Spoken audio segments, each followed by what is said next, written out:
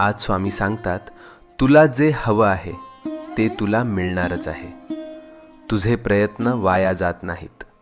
तुझं मन दुखतंय म्हणून देव शांत बसलेले नाहीत. ते फक्त योग्य वेळ बनवत आहेत. तुझ्या आयुष्यातून अडथळे शांतपणे दूर होत आहेत. तुला दिसत नाहीये, पण परिस्थिती तुझ्या बाजूने फिरते आहे. ज्याला तू डिले समजतोस ते खरं तर प्रोटेक्शन आहे. तू विचार करतोस, मीच का स्ट्रगल करतोय, हे माझ्याच आयुष्यात का होतंय?